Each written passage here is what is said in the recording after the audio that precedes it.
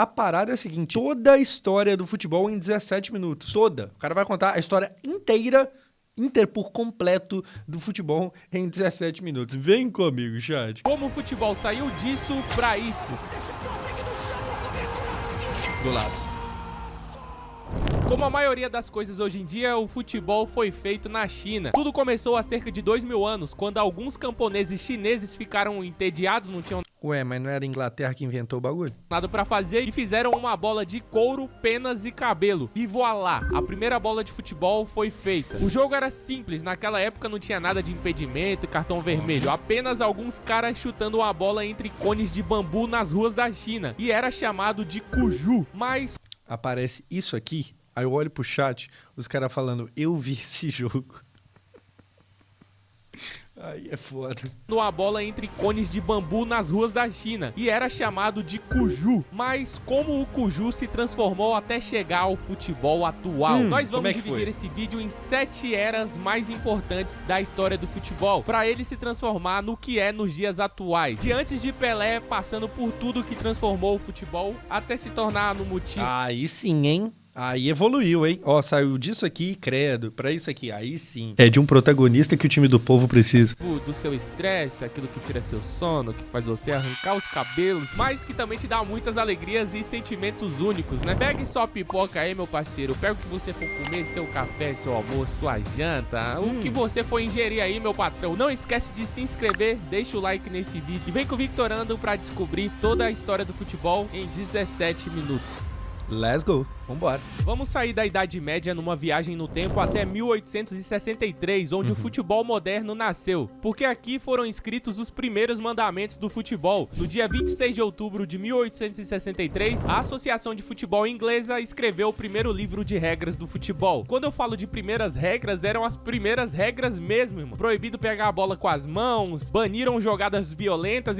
É, eu acho que o Maradona não viu essa parte da regra aí não, mas tudo bem. Então, assim, não existia falta. Se o cara tivesse com a bola no pé ali e você quisesse dar uma voadora no joelho dele, tava valendo. No cuju, pode, pai. O cuju tá valendo. Não existia falta no jogo. Se o Pelé já apanhou igual doido havendo falta, imagina antes que nem existia falta. E até introduziram as regras do impedimento, ou tentaram. Nessa época o impedimento era bem esquisito. E aí começou a infestação. Com esse novo conjunto padrão de regras e o Império Britânico dominando o mundo, o jogo começou a se espalhar igual piolho em cabeça de criança. Com o jogo se popularizando dessa forma, era necessário que surgisse uma entidade que que profissionalizasse o Profissional, com certeza. Dinheiro? Não, dinheiro é só uma questão. Não é nem o. Não, ok, oi. futebol. Então, no dia 21 de maio de 1904, nasce a FIFA. Nessa época, alguns dos maiores clubes de futebol que conhecemos hoje foram criados, enquanto as ligas começaram a se formar e os clubes começaram a jogar uns contra os outros, mas ainda estava bem longe do que conhecemos hoje. Infelizmente, o povo daquela época não teve o privilégio de conhecer o futebol do Yuri Alberto no auge.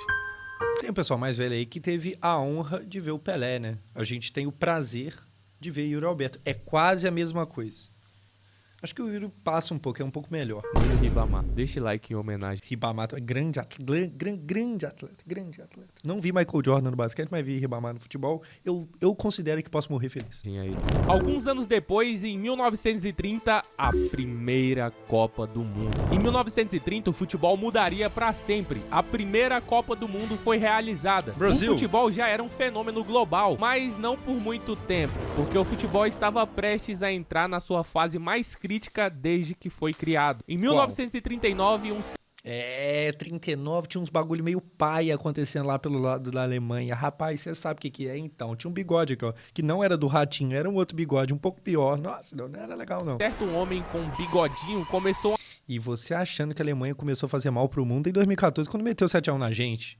Você achando. uma besteirinha, uma tal de Segunda Guerra Mundial, e o futebol foi interrompido. Todas as competições foram pausadas, interrompidas, foram canceladas. A maioria dos jogadores foi convocado para o serviço militar e o futebol estava no seu período mais desolado em décadas. Aí você vê a falta de profissionalismo, né, rapaziada? Quando eu tinha educação física, que chovia, podia estar alagada a quadra, todo mundo pegava lá, ó, ia atrás do rodo. Exatamente, é por causa de uma guerra mundial não vai ter... Ah, para.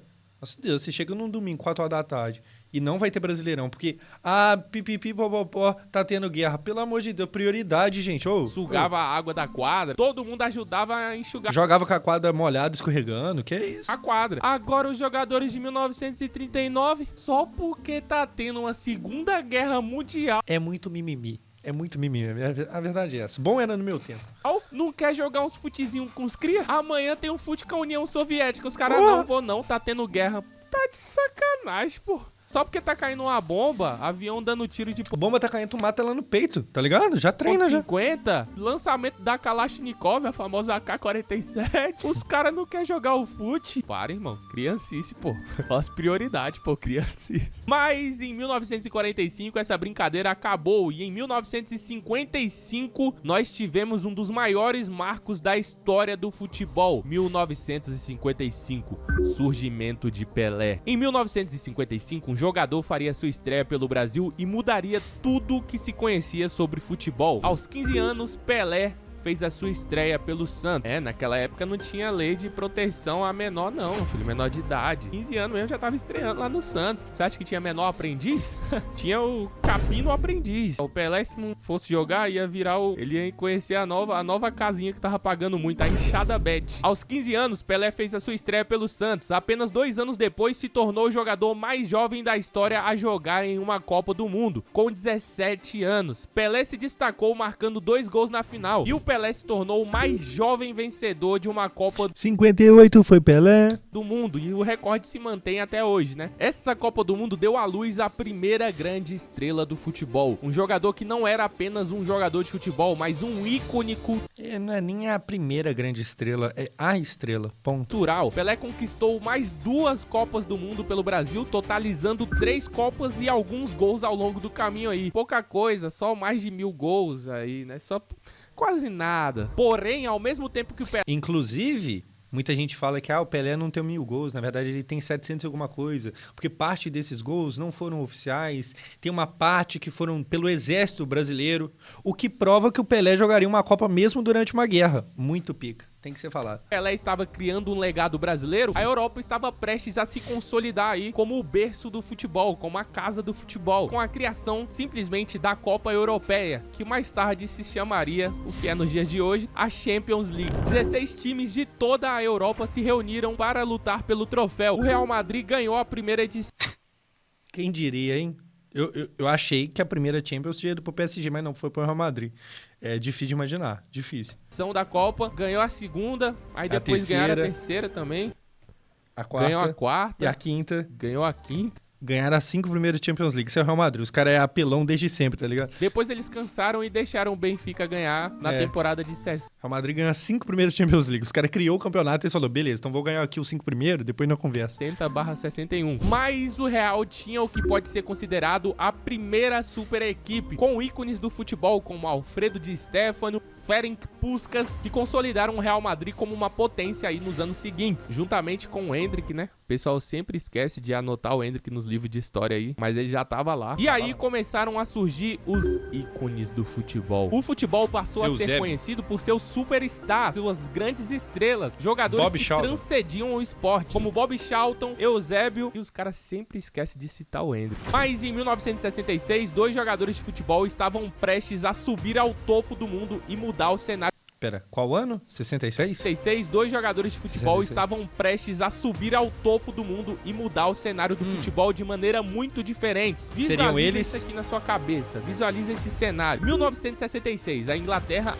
Tá, 66, a Inglaterra ganhou a Copa. 4 anos depois o Pelé ganharia com o Esquadrão. Acaba de vencer a Copa do Mundo. Cartão vermelho nem fazia parte do jogo ainda. E uma estrela acabava de fazer a sua estreia pelo Manchester United. George Best. Esses caras revolucionaram o futebol pra época. Tinham um futebol encantador pros olhos do mundo e arrastavam multidões pros estádios, o que ajudou a tornar ainda mais o futebol como um produto que movimenta muita grana. Eusébio fazia parte de um time do Benfica que revolucionou o estilo de futebol jogado na Europa. Não era o futebol direto direto com lançamentos longos para a área que era conhecido na época. Eles jogaram um futebol atraente, com posições dinâmicas, passes de primeira e alta pressão, o que tornava a experiência de assistir muito melhor para os fãs, além de trazer melhores resultados em campo. Mas George Best, por outro lado, estava mais focado na outra vida. Ele gostava mais do que a fama podia proporcionar Eu vou pra Usandi, o que pra ele. Vou contar essa história aqui, vê se te lembra alguém. George Best era um talento puro, tinha futebol correndo nas veias, o cara driblava muito e gols que a Inglaterra nunca tinha visto antes, mas o cara preferia marcar fora de campo. Best era uma celebridade, todas as mulheres da Inglaterra queriam o homem, e ele também queria todas as mulheres. Eu gastei muito dinheiro com bebida, mulheres e carros.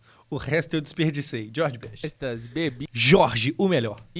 carro, até que ele deu uma entrevista famosíssima na época. George Best disse o seguinte: se você me desse a escolha de sair e vencer 4 homens, marcar um gol de 30 jardas contra o Liverpool ou ir pra cama com a Miss Mundo, teria sido uma escolha difícil. Felizmente, eu tive os dois.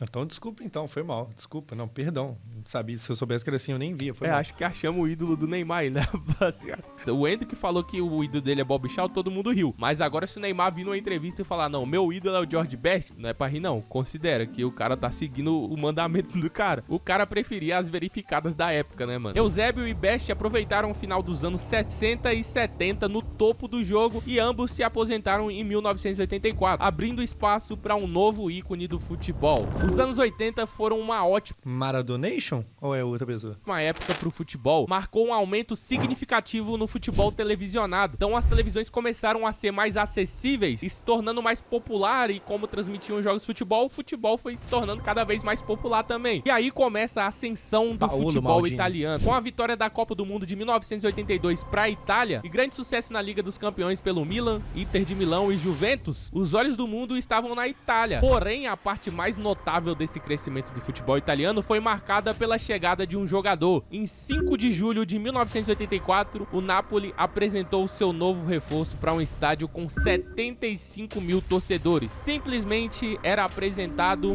Diego Armando Maradona. Diego Maradona. O argentino chegou no Napoli e transformou o clube de um time italiano de segunda linha, um time pequeno ali, que não disputava nada muito grande, em um vencedor de seu primeiro título de liga e depois o segundo. Maradona chega no Napoli. O Napoli era um time pequenininho, sem expressão alguma. Ele foi o responsável pra era de ouro do Napoli em um tempo em que o futebol italiano era tão forte. Então o cara chegou na liga mais forte do mundo, pegou um time pequeno e transformou, deu 2 ligas pros caras. Tá vendo o que o Maradona fez? Ele não chegou numa liga que tava pequena e falou, não, vou pegar um time pequeno aqui e transformar. Não, ele pegou na liga mais forte do mundo na época, que tinha Juventus, Inter de Milão, Milan, ganhando Champions a rodo. Ele chegou e fez esses caras de chacota com um time médio.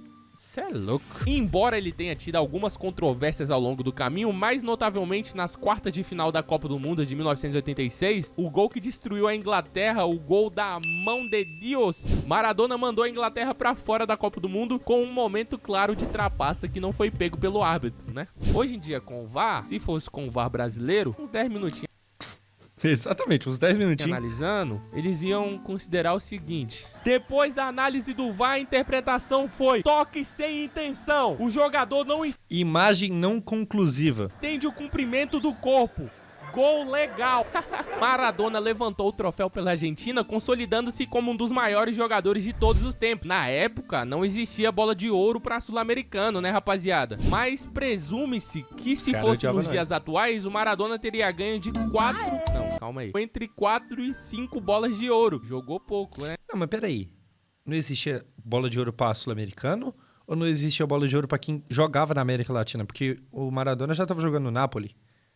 Ué, como é que funciona isso aí? O menino Maradona jogou pouco. No início dos anos 90, o Maradona começou a desacelerar. Teve uma carreira marcada pelo abuso de substâncias tóxicas, né? Maradona gostava de um raio, mas não era esse raio do Real Madrid. Calma.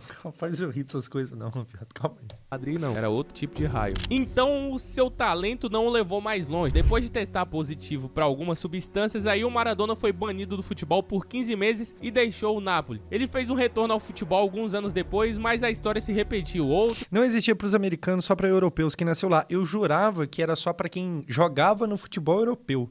Eu não sabia que tinha que ser nascido na Europa, tá ligado? Que eu sei que igual o Pelé jogou muito e tal, mas tudo pelo Santos, então... Pro teste de substâncias e outra suspensão até que ele eventualmente se aposentou no final dos anos 90, 1990. A bizarra transformação do futebol. Os anos 90 foram um período significativo na história do futebol. A regra do impedimento foi alterada para a maneira que conhecemos hoje e o Sir Alex Ferguson havia acabado de ser nomeado técnico do Manchester United, desencadeando uma dinastia de 26 anos. Johan Cruyff assumiu como técnico do Barcelona, implementando a sua filosofia, que teve um impacto muito grande no futebol. Acho que até podemos dizer que parecido com o que o Guardiola fez, mudou bastante como é jogado o futebol. A Copa Europeia foi rebatizada de Liga dos Campeões e, mais notavelmente, a Liga Inglesa foi transformada na Premier League. Essa mudança na estrutura da Premier League colocou foco nos direitos de TV e mais ênfase em gerar receita, né? Vamos focar em vender o futebol, os grandes times aqui da Premier League. Isso seria o início da grande quantidade de dinheiro entrando no futebol inglês. Essa década viu o Manchester United ascender a dominância na Inglaterra como o primeiro triplete no futebol inglês. O Real Madrid e o Barcelona disputaram a rivalidade de El Clássico, enquanto clubes italianos como a Juventus e o Milan continuaram a dominar a Europa. O futebol também viu a ascensão de novas estrelas, como o Ronaldo Fenômeno, né, um tal do cara que usa o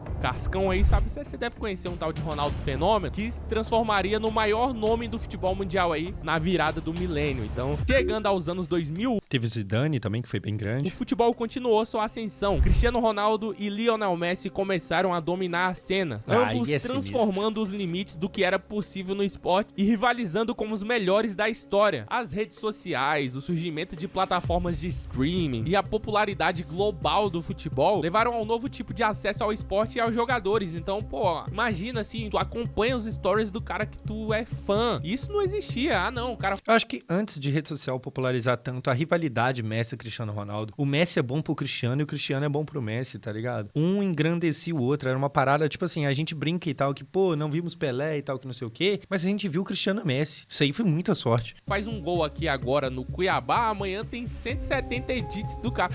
É, a parada de rede social é mais, sei lá, o quê? 2015 pra cá, mais ou menos. Mano, hoje eu vi um edit com 300 mil likes, um caça-rato. E eu dei like, porque ele é brabo. Mas imagina o caça-rato de 1960. É, o verdadeiro CR7, né? O caça-rato 7. 1960. Não tinha edit dele, entendeu? O cara meio que foi apagado na história. Hoje em dia, não. Graças a Deus, temos edits do Flávio Caça-rato. Isso criou um novo tipo de ícone global, mudando a maneira como o mundo via o futebol. Clubes como Manchester City e PSG foram impulsionados por investimentos externos. Então agora você tem o surgimento das SAFs, todo mundo injetando grana no futebol, transformando um minúsculo Manchester City em um time que acabou de ganhar uma Champions, que era impossível há alguns anos atrás. Dinheiro e comércio agora moldam o futebol de maneira que nunca vimos antes. E agora estamos aqui nos dias atuais. Real Madrid e Manchester City se degladiando aí ano após ano para ver quem ganha a Champions. Real Madrid enfiando dinheiro, bilhões aí, Mbappé, Vinícius Júnior, Rodrigo,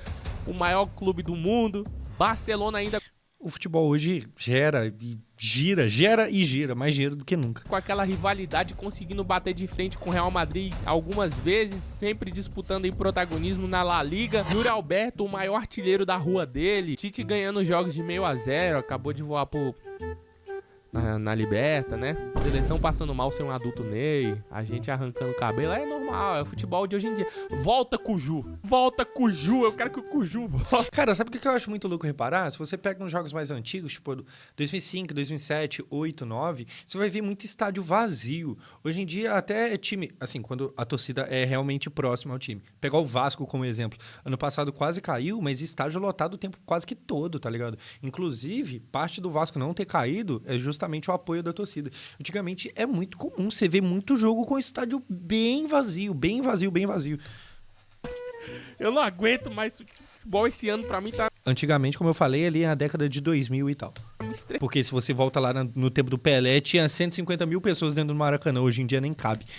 Rapaz, nada que eu tô torcendo tá dando certo. A FIFA buscando expandir ainda mais o jogo. E agora vemos um crescimento do futebol feminino em uma velocidade considerável, mano. Então agora a gente tem um nascimento aí, meio que o futebol feminino tá nascendo agora, vivendo ali os primeiros anos que a gente viu, acabou de citar aí no começo do futebol masculino, né? O futebol mudou, mas o amor e a paixão pelo jogo permanecem intactos. E é isso, rapaziada. Isso é apenas um resumo bem rápido de como o futebol chegou até aqui. Se você assistiu até aqui, meu parceiro, comenta a sugestão de vídeo aí, rapaziada. Esse vídeo foi uma sugestão do nosso querido Davi, que tá aparecendo aqui na tela. Então se você quer aparecer no próximo vídeo, comenta aí uma sugestão de vídeo. Rapaz, se assistiu até aqui, não se inscreve no canal. Já tô inscrito. Você quer me lascar? Se inscreve no canal, meu amigão. Não custa nada, de graça. Deixa o like nesse vídeo e te espero no próximo vídeo em breve. Valeu!